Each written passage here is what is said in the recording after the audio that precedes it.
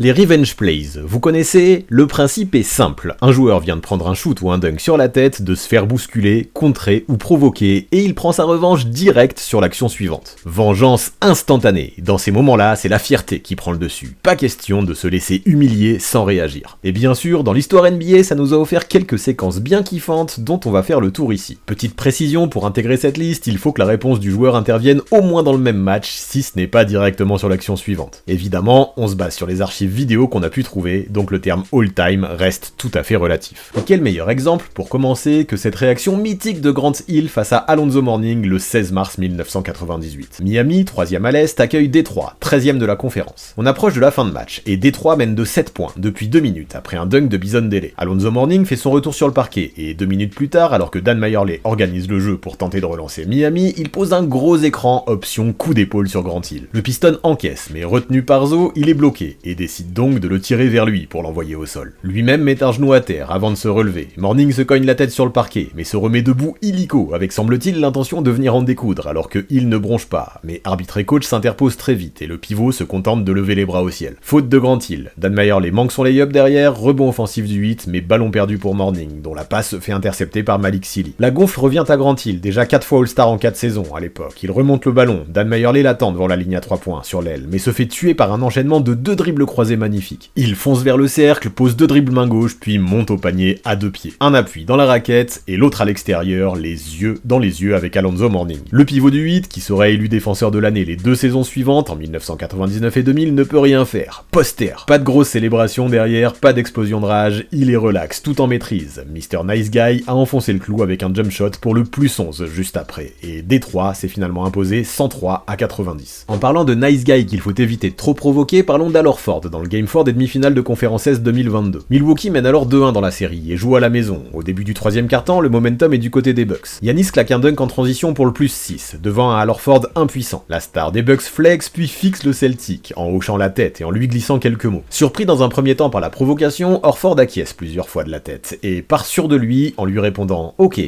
Giannis, lui, prend une technique. Horford trouve Grant Williams pour un dunk sur l'action suivante, puis plante un 3 points, mais à la fin de la période, Milwaukee est toujours en tête, 80 à 73. Vient le 4ème quart démarré par un jump shot d'Horford à 5 mètres, avant un 3 points de Marcus Smart. Et puis, avec un peu plus de 9 minutes 50 à jouer, Horford se retrouve sur l'aile, seul face à Giannis. Fin de 2 tirs, départ à droite, le grec se laisse déborder, et finit sur le poster. En retard sur sa tentative de contre, il commet aussi une faute, et termine par terre. Le papy vient de lui coller un bon gros 1 pied 1 main dans la tronche, avec le petit coup de coude en prime sur la redescente. Alors qu'on le voit rarement déborder d'émotion pendant les matchs, il prend une technique pour sa célébration trop outrageuse au goût des arbitres, mais valide son end-one, et Boston égalise. Jason Tatum a ensuite tué le match avec un 8-0 personnel. Revenu à 2-2, les Celtics ont fini par éliminer les Bucks en 7 matchs dans cette série. Partons maintenant en saison régulière 1988, le 30 janvier précisément. Chicago, 4ème à l'Est, reçoit New York, 10ème. Michael Jordan vient de capter un rebond offensif sous le nez des intérieurs new-yorkais. Il remonte direct, mais son shoot est stoppé par le bras télescopique de Patrick Ewing, qui tournait à 3 blocs par match cette saison-là. La frustration monte encore pour la star de Chicago, quand Ewing provoque une perte de balle des boules sur la remise en jeu. Il reste moins d'1 minute à jouer, et les deux teams sont au coude à coude. Ewing est servi au poste, la prise à 2 arrive, le pivot d'Enix se retourne et arme son shoot, mais Jordan a parfaitement lu l'action. Il surgit de nulle part et sur un gros jump à 2 pieds vient voler le ballon avant même qu'il ne quitte les mains d'Ewing, qui se retrouve à faire un shoot dans le vide sans ballon dans les mains. Magnifique ce contre, et victoire 97-95 des Bulls ce jour-là. Et si vous aussi vous voulez maximiser vos chances d'être victorieux et surtout soutenir notre travail, nous vous invitons fort à vous abonner à notre chaîne. Il paraît que ça protège contre les revenge plays, et en parlant de ça, on passe au suivant. Autre duel entre 2 superstars à Orlando le 27 novembre 2002, T-Mac et Kobe. En d'autres termes, un duel entre les 2 joueurs qui finiront meilleurs scoreurs de la saison. Tracy McGrady score beaucoup, mais le Magic, 8ème à l'Est au moment du match, galère. C'est tout le contraire pour les Lakers, qui arrivent en Floride en tant que numéro 1 à l'Ouest, avec un Kobe en grande forme. T-Mac, plus tard, décrit par Kobe comme son adversaire le plus dur à défendre, à l'écrou. À moins de 2 minutes de la mi-temps, Orlando a 4 points d'avance, et il se retrouve face à Kobe, ligne de fond. Il part à droite, stoppe son dribble, se met dos au panier et rentre un superbe fadeaway, dont la feinte fait trébucher le Mamba. Aucune tentative de chambrage de sa part, mais Kobe l'a en travers de la gorge. Il remonte le ballon et va chercher McGrady, qui l'attend sur l'aile. Il le dépose sans aucune difficulté, avant de claquer un gros 2 pieds de main rageur dans le trafic, devant 3 joueurs restés impuissants dans la raquette. Orlando a tout de même remporté ce match 112 à 102.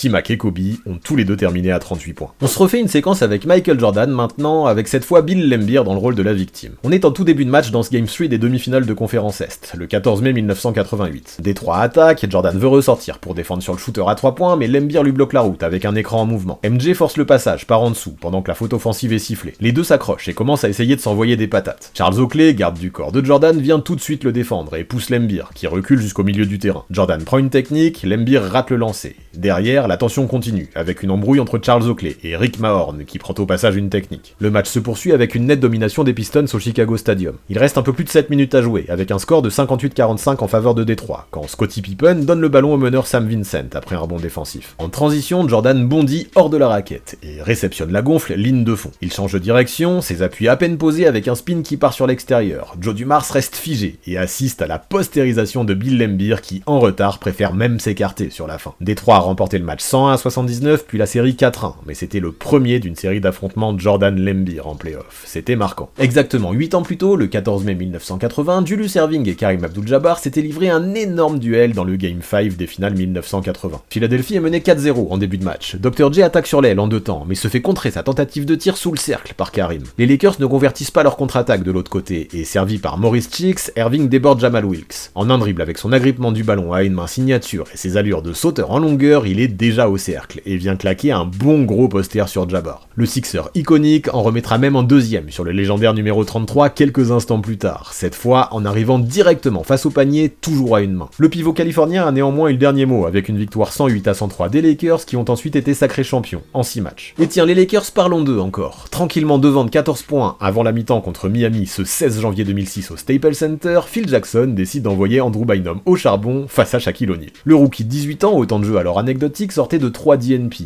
et il a pris cher direct, avec une énorme claquette dunk du Shaq sur sa tête qui l'a fait tomber par terre à un peu plus d'une minute de la pause. Tout le monde est désolé pour le pauvre gamin qui, malgré ses 2,13 m, fait figure d'enfant à côté de la montagne O'Neal. Mais il ne se démonte pas. Bynum se relève, rattrape son retard en sprint et va tout de suite prendre position au poste face à Shaq, servi par Kobe. Un dribble, une feinte rapide à droite, un spin et cette fois le Shaq a l'air tout pâteau. Bynum termine en dunk sous le regard d'un O'Neal encore perdu dans la feinte et c'est toute la salle, à commencer par le banc des Lakers, qui exulte. De retour en défense, il prend à nouveau tout de suite position sur O'Neal et son petit bump ne plaît pas du tout au Shaq qui lui envoie un coup de coude pour l'écarter. Kobe et l'arbitre sont intervenus en renfort pour désamorcer la situation qui n'a pas dégénéré, puis les Lakers ont remporté le match 100-92. Une belle perf face aux futurs champions. 2 avril 2017, Quicken Loans Arena, les Cavs, 2e à l'Est, reçoivent les Pacers, 8e. Ce soir-là, les deux stars de la rencontre vont offrir au public de Cleveland exactement ce qu'il est venu voir. Ça joue depuis un peu moins de 5 minutes quand Paul George lance les hostilités en crossant LeBron James. Il le prend de vitesse, puis vient lui poser un dunk main gauche sur la tête, pour éviter le contre. La réponse de LeBron arrive dans le quart-temps suivant, où il parvient à se débarrasser du Pacer sur un dribble dans le dos après avoir feinté le départ à gauche. Tout en puissance, il monte lui aussi au poster, sans que personne ne puisse rien faire. La soirée était loin d'être finie pour eux, puisqu'il a fallu 2 prolongations pour les départager ce jour-là, avec une victoire finale 135-130 en faveur des Cavaliers.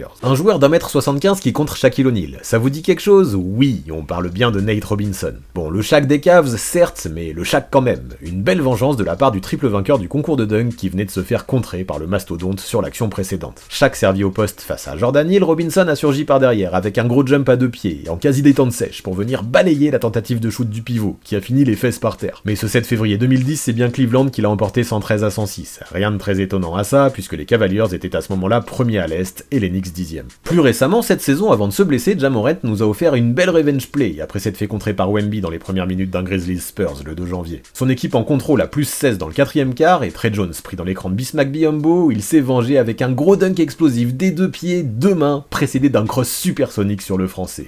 C'était très violent. Allez, ça faisait longtemps, on se refait une action de Jordan. Le problème, quand tu défends bien sur MJ, c'est qu'il y a de grandes chances pour que ça te retombe dessus dans la foulée. C'est exactement ce qui est arrivé aux Bulls. Pour se remettre un peu dans le contexte, on est le 4 janvier 2002, et Jordan, bientôt 39 ans, affronte l'équipe avec qui il a remporté 6 titres, Chicago. C'est la fin de match et les Bulls ne sont pas si loin au score. Bien défendu par Ron Artest, Jordan se fait contrer sur un petit fadeaway pris au niveau de la ligne des lancers. Son ancien garde du corps, Charles Oakley, récupère le ballon, et lance Ron Mercer en contre-attaque. Cible verrouillée, MJ prend appui à 2 pieds, juste devant l'arc de cercle et plaque le ballon à deux mains contre la planche. Énorme chase down block. Le public en a le souffle coupé, surtout que Jordan récupère directement le ballon pour relancer le jeu de l'autre côté. Après le match gagné 89-83 par Washington, Jordan, auteur de 29 points, 7 rebonds, 3 passes, 2 interceptions et 2 contres en 38 minutes sur la rencontre, a déclaré « Je peux sauter quand il faut, surtout quand je suis énervé ». Le 24 octobre 2022 à New Orleans, Jordan Clarkson a lui rendu un contre à Zion Williamson un peu dans la même configuration. Bloqué par la main gauche de Zion sur son jump shot alors qu'Utah menait de 14 points, il n'a pas lâché l'affaire. Sur la contre-attaque, servi par CJ McCollum, la star des Pels a un peu trop pris son temps sur sa prise d'appui. Clarkson a alors surgi dans le parfait timing derrière lui et l'a bâché à une main alors qu'il montait encore vers le cercle. Le contre était propre, mais Zion surpris est mal retombé sur son coccyx et est resté par terre quelques secondes avant de se relever en boitillant. Nola a fait un gros comeback derrière, mais le Jazz s'est quand même imposé, en l'emportant d'1 point. 27 janvier 2017 maintenant, on est sur un Rockets Sixers à Philadelphie. À ce moment-là de la saison, les Sixers sont 12e à l'Est. Les Rockets, eux, occupent la 3e place de la conférence Ouest. Joel Embiid joue sa première saison en NBA, il sort de 3 matchs manqués, et va ensuite manquer le reste de la saison pour une déchirure du ménisque. Mais sur la toute première action du match, il monte tout droit au Thomas main gauche sur Néné, en s'accrochant au passage à ses bras pour éviter la chute derrière. 2-0 pour Philly. Le Brésilien a bien pris note. 2 minutes plus tard, Houston a déjà repris la main. 5-2. James Harden remonte le ballon et lui lance une de ses passes signature en sortie d'écran, dans la raquette. Sans dribbler, Néné monte direct, à 2 pieds, main gauche. Les deux échangent un sourire sur le retour en défense de Houston. Un partout, balle au centre, jusqu'à une victoire 123-118 des Rockets ce soir-là. Retour en 2008 pour cet échange de posters énervés entre Rodney Carney et Dwayne Wade. C'est l'ailier des Sixers, 5 saisons NBA au compteur, qui a piqué l'ego de la star du 8 en premier. On est au tout début de deuxième quart, Philadelphie mène 30-24 et se retrouve en transition. Wade oublie de couvrir l'aile gauche, et Carney arrive à toute vitesse. Lou Williams lui envoie la passe. Carney et Wade posent leurs appuis au même moment, mais le punch du Sixer sur son saut à pieds joints après un gros dribble et sa petite extension du bras vers l'arrière sur la montée lui permet de claquer un gros in your face. Après le match, Carney avait déclaré qu'il ne pensait pas que Wade allait sauter sur l'action. La rencontre est compliquée pour le Heat, pas étonnant en même temps, car on est alors le 7 février, et l'équipe, emmenée par un Wade souffrant du genou, n'a encore gagné que 9 matchs sur toute la saison. Mais D-Wade a quand même eu sa revanche. À 9 minutes de la fin de la rencontre, et Miami toujours mené, son coéquipier Ricky Davis le trouve alors qu'il zone ligne de fond, sous le cercle, suivi par Carney. Il monte au dunk en sèche, postérise son adversaire, obtient la faute en prime et prend une technique pour trash talk, pendant que Carney, lui, était à terre. Un dunk qui a visiblement bien énervé André Iguodala, qui ensuite a planté 13 points dans les 9 dernières minutes pour achever Miami. 17 mars 2019, c'est dur à Philadelphie pour Milwaukee, leader de la conférence Est. Mené depuis le début du match, les Bucks sont encore à -7, avec un peu moins d'1 minute 30 à jouer au compteur. Joel Embiid, monté sur le porteur de balle Chris Middleton, Giannis Antetokounmpo se place dos au panier et reçoit le ballon face à Ben Simmons. Il l'enfonce au poste jusqu'à être suffisamment près du panier pour claquer un gros tomard main gauche sur la tête de l'Australien, qui prend la faute en prime. À la réception, Giannis cherche son regard et le fixe. Ben Simmons l'ignore totalement. Giannis se tourne et chauffe le public en criant « Un bébé, c'est un putain de bébé !» Puis il rentre son lancer pour revenir à -4, à 1:18 de la fin. Sur l'action suivante, Joel Embiid force un tir compliqué sur Brook Lopez, mais Ben Simmons a bien suivi et s'offre une claquette à 2 mains sur la tête de Giannis Antetokounmpo pour le +6. Au final, Philadelphie l'a emporté 130-125 malgré les 50 du point du Freak ce soir-là. Provoquer Jimmy Butler parce qu'on vient de lui mettre un 3 points sur la truffe pour prendre 9 points d'avance à 6 minutes 34 de la fin dans un game toute finale de conf, c'est ce qu'on appelle jouer avec le feu, n'est-ce pas Grant Williams? Après lui avoir rionné, Jimmy Buckets, dont l'équipe venait de gagner le game 1 à Boston, est passé à la démonstration. Directement sur l'action qui suit, il prend Williams en 1 contre 1, bump, spin, shoot, end one, tout small. Front contre front, les deux joueurs s'échangent des mots doux avant que Williams ne soit rapatrié en zone sûre par Derrick White. Butler rentre son lancer, puis 6 points supplémentaires à coups de flotteurs et autres pull-up pour égaliser, puis finalement donner définitivement l'avantage à Miami, qui s'imposera 111-105 au final. 26 novembre 2016, Andrew Wiggins se prend une violente bâche sur une tentative de lay-up en 2 temps de la part de JaVale McGee dans un match qui oppose les Wolves aux Warriors à Oakland. Mais la vengeance de celui qui sera tradé aux Warriors 4 ans après n'a pas tardé. 2 minutes plus tard, il feinte la défense en refusant un écran de Bjelica et part seul en drive devant le banc adverse. André Iguodala et Kevin Durant sont dans le vent, le dernier obstacle restant se nomme Javal McGee. Sa tentative de contre en vitesse passe au travers, Wiggins est trop haut, le ballon trop loin, poster.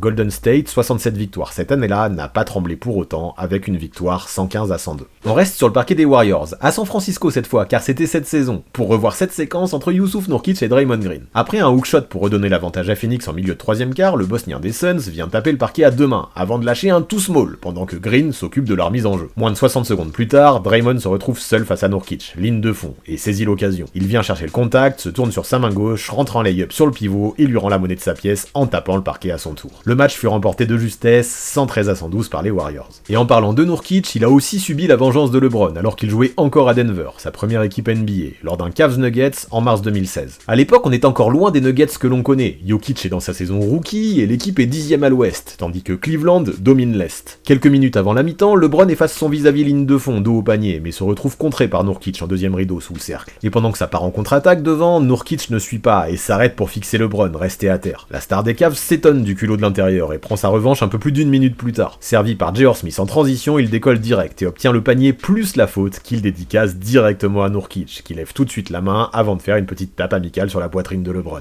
James a rentré son lancer bonus et Cleveland a déroulé jusqu'à une victoire finale par plus 33 points d'écart. Il y a 2 ans, Paul George rendait lui la monnaie de sa pièce à Kelly Oubre Jr. après que ce dernier ait inscrit les premiers points du match de Phoenix sur un poster face à la star des Clippers avec un bon regard appuyé. En fin de deuxième quart, George a intercepté une passe d'Oubre qui remontait le ballon et lui a claqué un dunk sur la tête en transition, en n'oubliant pas le chambrage. Le match fut gagné 113-109 par les Clippers qui comptaient en ce mois d'avril 23 victoires de moins que Phoenix. Des revenge plays dans l'histoire de la NBA, il y en a eu un paquet, et nous vous avons listé nos préférés. Mais de votre côté, allez voter pour votre favori ou vos favoris dans la section commentaires, on compte sur vous.